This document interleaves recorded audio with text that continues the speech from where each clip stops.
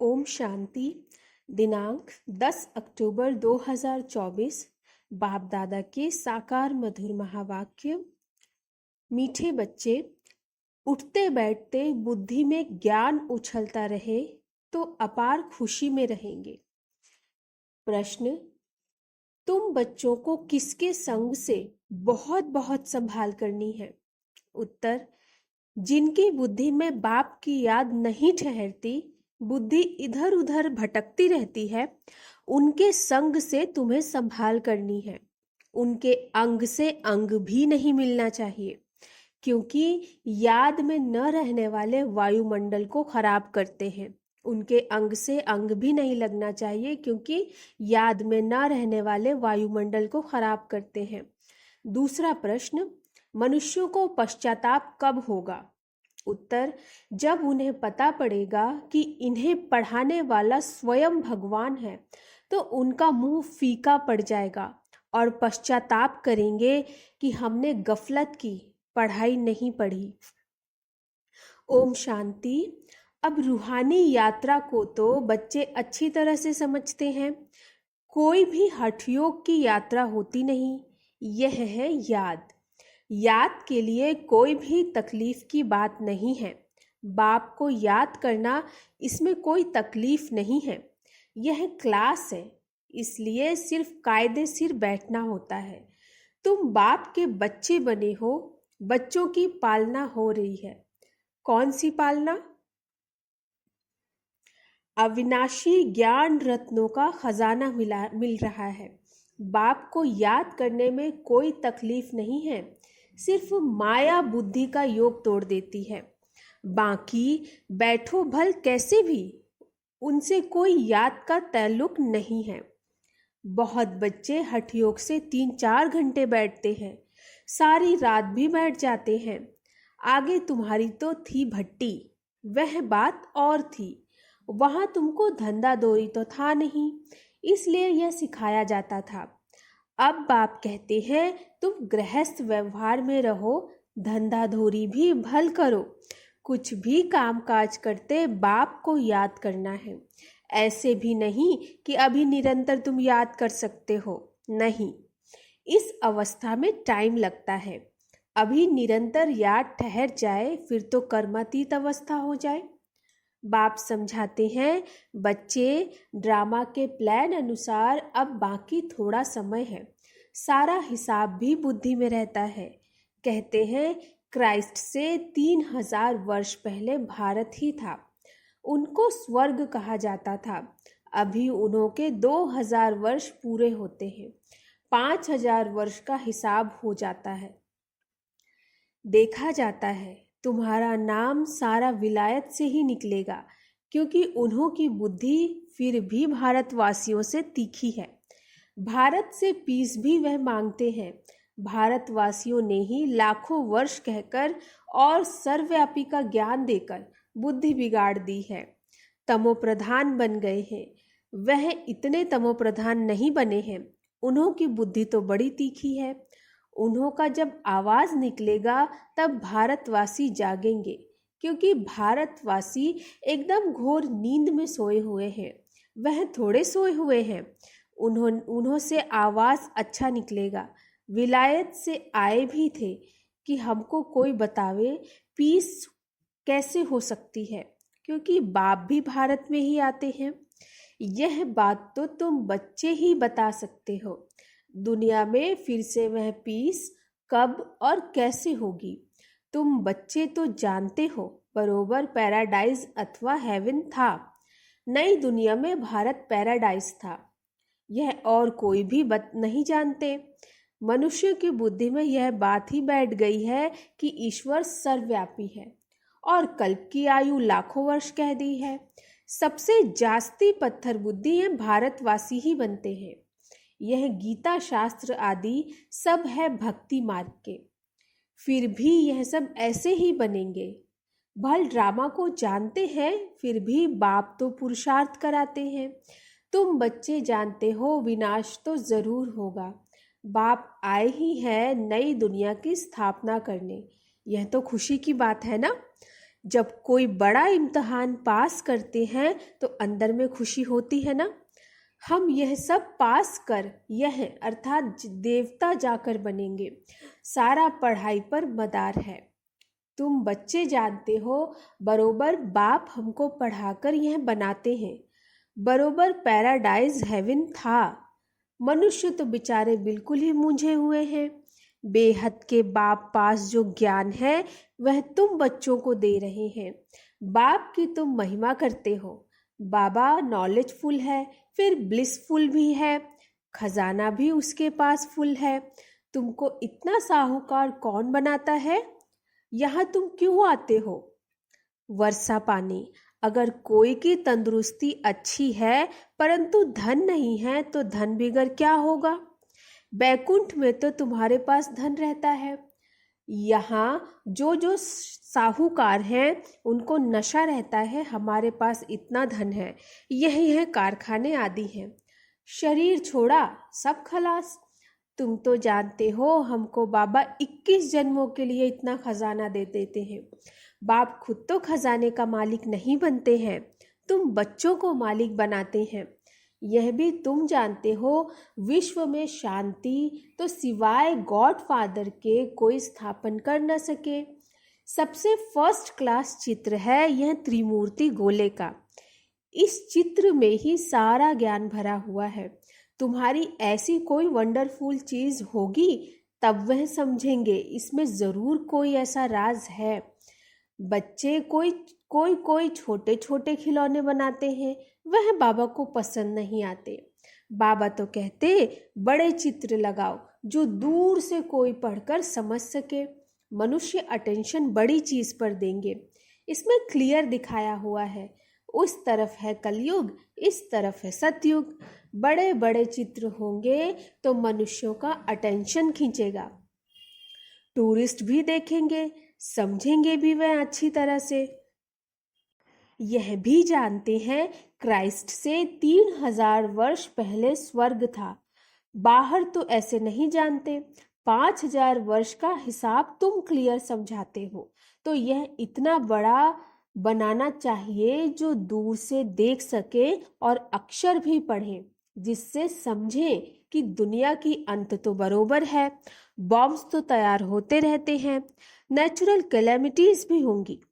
तुम विनाश का नाम सुनते हो तो अंदर में खुशी बहुत होनी चाहिए, परंतु ज्ञान ही नहीं होगा तो खुश भी नहीं हो सकते।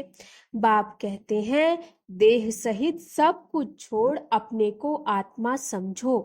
अपनी आत्मा का योग मुझ बाप के साथ लगाओ। यह है मेहनत की बात। पावन बनकर ही पावन दुनिया में आना है। तुम समझते हो हम ही बादशाही लेते हैं फिर गवाते हैं, यह तो बहुत सहज है। उठते बैठते चलते अंदर में टपकना चाहिए। जैसे बाबा के पास ज्ञान है ना, बाप आए ही हैं पढ़ाकर देवता बनाने, तो इतनी अथाह खुशी बच्चों को रहनी चाहिए ना। अपने से पूछो इतनी अथाह खुशी है? बाप को इतना याद करते हैं। चक्र की भी सारी नॉलेज बुद्धि में है तो इतनी खुशी रहनी चाहिए। बाप कहते हैं मुझे याद करो और बिल्कुल खुशी में रहो। तुमको पढ़ाने वाला देखो कौन है। जब सबको मालूम पड़ेगा तो सबका मुंह ही फीका पड़ जाएगा, परंतु अभी उन्हों के समझने में थोड़ी देरी है। अभी देवता धर्म के इतने मेंबर्स तो बने नहीं हैं, सारी राजाई स्थापन हुई नहीं है। कितने ढेर मनुष्यों को बाप का पैगाम देना है। बेहद का बाप फिर से हमको स्वर्ग की बादशाही दे रहे हैं। तुम भी उस बाप को याद करो। बेहद का बाप तो जरूर बेहद का सुख देंगे ना। बच्चों के अंदर में तो अथाह ज्ञान की खुशी होनी चाहिए, और जितना बाप को याद करते तो आत्मा पवित्र बनती जाएगी। ड्रामा के प्लान अनुसार तुम बच्चे जितना सर्विस कर प्रजा बनाते हो तो जिनका कल्याण होता है उन्हों की फिर आशीर्वाद भी मिल जाती है। गरीबों की सर्विस करते हो, निमंत्रण देते रहो। ट्रेन में भी तुम बहुत अच्छी सर्विस करते हो। इतने छोटे बैज में ही कितनी नॉलेज भरी हुई है। सारी पढ़ाई का तंत्र इसमें है, अर्थात सार। बैजेस तो बहुत अच्छे अच्छे ढेर बनाने चाहिए जो किसको सौगात भी दे सके। कोई को भी समझाना तो बहुत सहज है। सिर्फ शिव बाबा को याद करो। शिव बाबा से ही वर्षा मिलता है, तो बाप और बाप का वर्षा स्वर्ग की बादशाही। कृष्णपुरी को याद करो। मनुष्यों की मत तो कितनी मूंझी हुई है, कुछ भी समझते नहीं है। विकार के लिए कितना तंग करते हैं, काम के पिछाड़ी कितना मरते हैं, कोई बात ही समझते नहीं। सबकी बुद्धि बिल्कुल चट हो गई है, बाप को जानते ही नहीं। यह भी ड्रामा में नूंद है। सबकी मेंटल खलास हो गई है, अर्थात मानसिक शक्ति खत्म हो गई है। बाप कहते हैं, बच्चों तुम पवित्र बनो तो ऐसे स्वर्ग के मालिक बन जाएंगे, परंतु समझते ही नहीं। आत्मा की ताकत सारी निकल गई है। कितना समझाते हैं, फिर भी पुरुषार्थ करना और कराना है। पुरुषार्थ में थकना नहीं, हार्ट फेल भी नहीं होना। इतनी मेहनत की, भाषण से एक भी नहीं निकला, लेकिन तुमने जो सुनाया उसे जिसने भी सुना उस पर छाप तो लग गई। पिछाड़ी में सब जानेंगे जरूर। तुम बीके की अथाह महिमा निकलने वाली है, परंतु एक्टिविटी देखते हैं तो जैसे एकदम बेसमझी की। कोई रिगार्ड ही नहीं, पूरी पहचान नहीं, बुद्धि बाहर भटकती रहती है। बाप को याद करें तो मदद भी मिले, बाप को याद नहीं करते तो गोया वह पतित है। तुम बनते हो पावन। जो बाप को याद नहीं करते तो उन्हों की बुद्धि जरूर कहाँ ना कहाँ भटकती रहती है, तो उनके साथ अंग अंग से नहीं मिलना चाहिए, क्योंकि याद में न रहने के कारण वह वायुमंडल को खराब कर देते हैं। पवित्र और अपवित्र इकट्ठे हो न सके, इसलिए बाप पुरानी सृष्टि को खलास कर देते हैं। दिन प्रतिदिन कायदे भी सख्त निकलते जाएंगे। बाप को याद नहीं करते हैं तो फायदे के बदले और ही नुकसान करते हैं। पवित्रता का सारा मदार याद पर है, एक जगह बैठने की बात नहीं है। यहाँ इकट्ठा बैठने से तो अलग अलग पहाड़ी पर जाकर बैठे वह अच्छा है। जो याद नहीं करते हैं वह हैं पतित, उनका तो संग भी नहीं करना चाहिए। चलन से ही मालूम पड़ता है, याद बिगर पावन तो बन न सके। हर एक के ऊपर पापों का बोझा बहुत है, जन्म जन्मांतर का। वह बिगर याद की यात्रा निकले कैसे? वह गोया पतित ही हैं। बाप कहते हैं, मैं तुम बच्चों के लिए सारी पतित दुनिया को खलास कर देता हूँ। उनका संग भी न हो, परंतु इतनी भी बुद्धि नहीं कि किसके साथ संग करना चाहिए। तुम्हारा प्यार पावन का पावन के साथ होना चाहिए, यह भी बुद्धि चाहिए ना। स्वीट बाप और स्वीट राजधानी के सिवाय और कोई याद ना आए। इतना सब त्याग करना कोई मासी का घर नहीं। बाप को तो बच्चों पर अथाह प्यार है। बच्चे पावन बन जाओ तो तुम पावन दुनिया के मालिक बन जाएंगे। हम तुम्हारे लिए पावन दुनिया की स्थापना कर रहे हैं। इस पतित दुनिया को बिल्कुल खलास करा देते हैं। यहाँ इस पतित दुनिया में हर चीज तुमको दुख देती है, आयु भी कमती होती जाती है। इसको कहा जाता है वर्थ नॉट ए पेनी। कौड़ी और हीरे में फर्क तो होता है ना। तो तुम बच्चों को कितनी खुशी होनी चाहिए। गाया भी जाता है, सच तो बीठो नच। तुम सतयुग में खुशी में डांस करते हो। यहाँ की कोई भी वस्तु से दिल नहीं लगानी। इनको तो देखते हुए देखना नहीं है, आंखें खुली होते हुए भी, जैसे कि नींद हो, परंतु वह हिम्मत, वह अवस्था चाहिए। यह तो निश्चय है कि यह पुरानी दुनिया होगी ही नहीं। इतना खुशी का पारा चढ़ा रहना चाहिए, चुटकी काटनी चाहिए। अरे हम शिव बाबा को याद करेंगे तो विश्व की बादशाही मिलेगी। हठ योग से भी बैठना नहीं है। खाते पीते काम करते बाप को याद करो। यह भी जानते हो राजधानी स्थापन हो रही है। बाप थोड़े ही कहेंगे दासी बनो, बाप तो कहते पुरुषार्थ करो पावन बनने का। बाप पावन बनाने का पुरुषार्थ कराते हैं, तुम फिर पतित बनते हो। कितने झूठ पाप करते हो। हमेशा शिव बाबा को याद करो तो पाप सब स्वाहा हो जाए। यह बाबा का यज्ञ है ना, बड़ा भारी यज्ञ है। वह लोग यज्ञ रचते हैं, लाखों रुपया खर्च करते हैं। यहाँ तो तुम जानते हो सारी दुनिया इसमें स्वाहा हो जानी है। बाहर से आवाज होगा, भारत में भी फैलेगा। एक तो बाप के साथ बुद्धि का योग हो तो पाप कटे और फिर ऊंच पद भी मिले। बाप का तो फर्ज है बच्चों को पुरुषार्थ कराना। लौकिक बाप तो बच्चों की सेवा करते हैं, सेवा लेते भी हैं। यह बाप तो कहते हैं मैं तुम बच्चों को 21 जन्मों का वर्षा देता हूँ। तो ऐसे बाप को याद जरूर करना है जिससे पाप कट जाएं। बाकी पानी से थोड़े ही पाप कटते हैं। पानी तो जहां तहां है। विलायत में भी नदियां हैं, तो क्या यहाँ की नदियां पावन बनाने वाली और विलायत की नदियां पतित बनाने वाली हैं क्या? तुम भी मनुष्यों में कुछ भी मनुष्यों में समझ नहीं है। बाप को तो तरस पड़ता है ना। बाप समझाते हैं बच्चे गफलत मत करो। बाप इतना गुलगुल बनाते हैं तो मेहनत करनी चाहिए ना, अपने पर रहम करना है।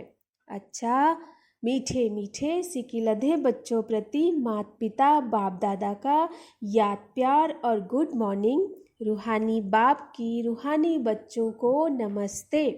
हम रूहानी बच्चों की रूहानी माता पिता बाप दादा को नमस्ते नमस्ते नमस्ते। धारणा के लिए मुख्य सार, यहाँ की कोई भी वस्तु में दिल नहीं लगानी है। देखते हुए भी नहीं देखना। आंखें खुली होते भी जैसे नींद का नशा रहता, ऐसे खुशी का नशा चढ़ा हुआ हो। दूसरा, सारा मदार पवित्रता पर है, इसलिए संभाल करनी है कि पतित के अंग से अंग ना लगे। स्वीट बाप और स्वीट राजधानी के सिवाय और कोई याद ना आए। वरदान, हद की इच्छाओं को छोड़ अच्छा बनने वाले इच्छा मात्रम अविद्या भव। हद की इच्छाओं को छोड़ अच्छा बनने वाले इच्छा मात्रम अविद्या भव। मन में कोई भी हद की इच्छा होगी तो अच्छा बनने नहीं देगी। जैसे धूप में चलते हो तो परछाई आगे जाती है, उसको अगर पकड़ने की कोशिश करो तो पकड़ नहीं सकते। पीठ करके आ जाओ तो परछाई पीछे पीछे आएगी। ऐसे ही इच्छा आकर्षित कर रुलाने वाली है, उसे छोड़ दो तो वह पीछे पीछे आएगी। मांगने वाला कभी भी संपन्न नहीं बन सकता। कोई भी हद की इच्छाओं के पीछे भागना ऐसे है जैसे मृग तृष्णा। इससे सदा बचकर रहो तो इच्छा मात्रम अविद्या बन जाएंगे। स्लोगन, अपने श्रेष्ठ कर्म व श्रेष्ठ चलन द्वारा दुआएं जमा कर लो तो पहाड़ जैसी बात भी रुई के समान अनुभव होगी। अपने श्रेष्ठ कर्म व श्रेष्ठ चलन द्वारा दुआएं जमा कर लो तो पहाड़ जैसी बात भी रुई के समान अनुभव होगी। अच्छा, ओम शांति।